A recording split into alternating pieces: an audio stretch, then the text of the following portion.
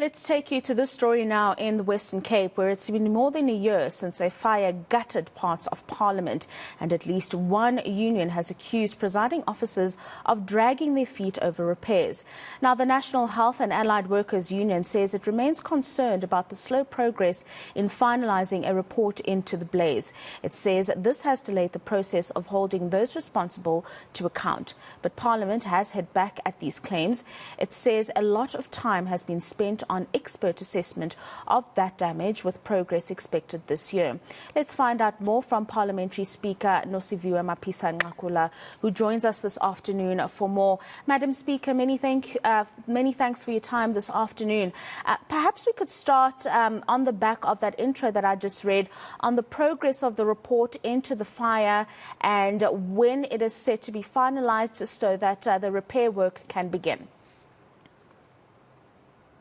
I think that's an unfortunate statement made by the leader of NEHAWU in Parliament, particularly because, one, NEHAWU is well represented in Parliament. It even has a shop steward who is based in Parliament, who is paid for by Parliament. I think the responsibility of the union should not just be preoccupation with whether there are salary increases or not. It also should be about oversight on us, what it is that we are doing and what it is that we're not doing, right? And raise issues. I'm aware that the Secretary of Parliament keeps in regular contact with the unions, with the staff of Parliament. Not only that, in Parliament, we have what is called the Joint Standing Committee on Financial Management of Parliament, where on a regular basis, it is expected that we, presiding officers and the Secretary of Parliament, provide reports on what it is that we are doing with regards to this particular issue of restoration of Parliament. A lot of work has been done. If work had not been done, we would not be even talking about money which has been allocated now through the MTBPS by the Minister of Finance of 180 million, which will be used between the year 2020, financial year 2023 to 2024. We wouldn't be talking about that money. There had to be some work done. You are aware that, for instance, DPW, immediately after the fire broke out, decided that they will put together a multidisciplinary team of people from within the Department of Public Works from Pretoria to come and do an assessment, which they did. And they immediately said, look, you need an expert team. And the team, again, minister decided that, no, let's get a KUHA team. They employed a team of engineers from KUHA, which then did a comprehensive assessment of the extent of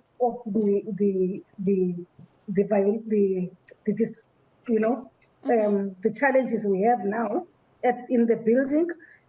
Now, not only that, but also how much it would cost us to restore Parliament.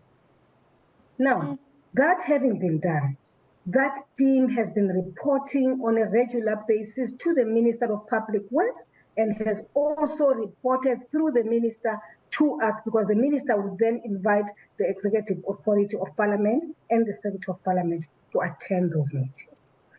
At every point when reports are given to the Joint Standing Committee on Financial Management of Parliament, that meeting is open to the media.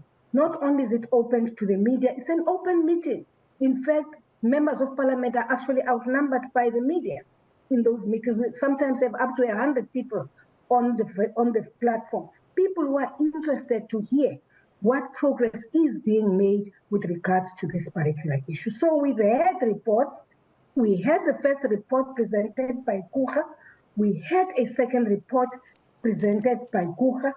As I am talking now, at least we have an idea of how much it will cost us to restore Parliament, and we know that it will cost us about 2 billion, and that meanwhile the Minister of Finance has agreed through the MTBPS in October to grant us 180, which we can use, 180, which will, 118, I'm sorry, not 180, 118, which we will use during the 2023-2024 financial year to begin a process of restoration.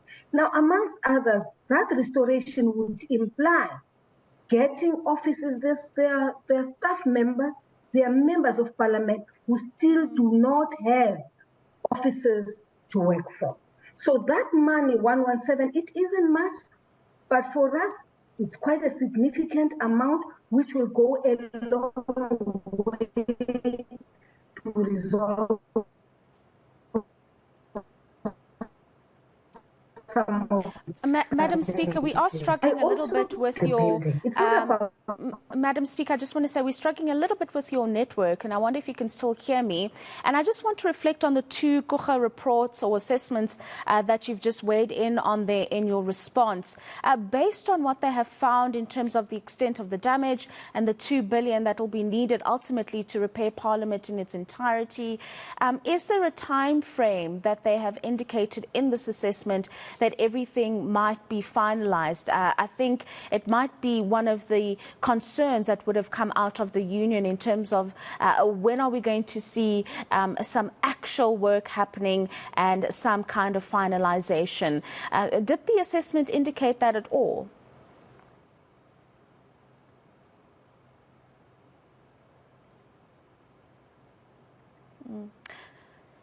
I think we might have lost Madam Speaker there. That is Parliamentary Speaker Nosiviwe Mapisa-Nqakula joining us this afternoon to give us an update on the repair work that is happening at Parliament, refuting the reports made by the union and how saying that nothing has been done. 2 assessment reports have been done, according to her. They called the Nqakula assessment reports, and the second one was recently just released, and it's been indicated that about 2 billion rand will be needed to repair Parliament, and National Treasury has allocated in its midterm budget policy statement 118 million rand, which Madam Speaker says is going to be crucial to making sure that those that work in Parliament are able to receive their salaries and other operational expenses can be met. Madam Speaker, I do understand that we have you back, and I was just wanting to reflect a little further on the 2 Nqakula reports or assessments that you referred to in your first answer, and if they indicate the time frames in which we may start to see some kind of refurbishment to Parliament. You've spoken about the 118 million rand coming from National Treasury taking care of operational expenses and the workers at Parliament, but in terms of restoration, which I think is a huge concern for the country in general, did it indicate any kind of time frame? Actually, no fixed time frames, other than the fact that we've agreed that everything will be done according to phases. Phase 1, for instance, would be, let's say, if we decide to say phase 1 will be the restoration of the old assembly building. And the restoration of the old assembly building would take about 18 months. This is what they estimated. And the actual restoration of the National Assembly, right, would then take us about 42 months, okay, 42 months. Now, these are estimations, but of course the total cost will be plus minus 2 billion. That would, and by the way, that 42 months for the NA and the 18 months for the old assembly does not include the actual designs inside the chamber. This excludes the designs. This means that it will be just putting up the walls, the infrastructure, and then we move inside and then we develop designs and put in whatever ICT material which we require. These are matters, I believe, because this is what we are preparing to do, that in 2 weeks' time, we will now be talking on issues of technical aspects of this project. What to me is important, my dear sister, is that I'm very uncomfortable when people talk about a parliament which is like a standstill. We're not at standstill. A lot of work has been done by parliament. The mandate of parliament is contained in our constitution. And everything that is contained in that mandate, which is illustrated in that constitution, has been done by members of parliament. So we can't say because our building is destroyed, no work has been done. The work of oversight has been done. The work of legislative development and is being done. Right now, we had floods in KZN and the Eastern Cape. And of course, who were there on the ground? It is members of parliament led by Honorable Nyambi and Honorable Frolik, multi-party committee, to actually conduct the work, oversight work, to see whether, in fact, what is being reported by people in KZN is being done, including whether members of the executive of the province are in fact doing some of the things which they had undertaken to do. Mm-hmm. So work continues. Yes. And I do also, yes. Yes, ma'am? No, finish your thought, please. Okay. The other thing is, you recall that the fire broke out on the 2nd of January. The first event we had of major proportions was the State of the Nation address, and it was held in the city of Cape Town. The second one was the budget. The next one was the MTBPS recently, and then the next one was the last session which we had on the 13th of December.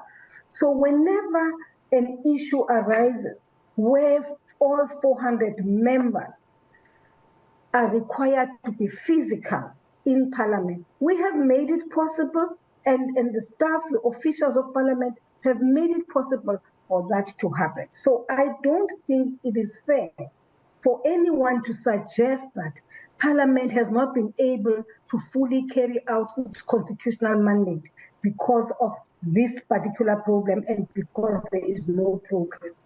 Any South African, any patriotic South African, members of Parliament and even people outside of Parliament, obviously would have an appreciation of the fact that a Parliament which bent down on the 2nd of January cannot be up by the 3rd of January of 2023.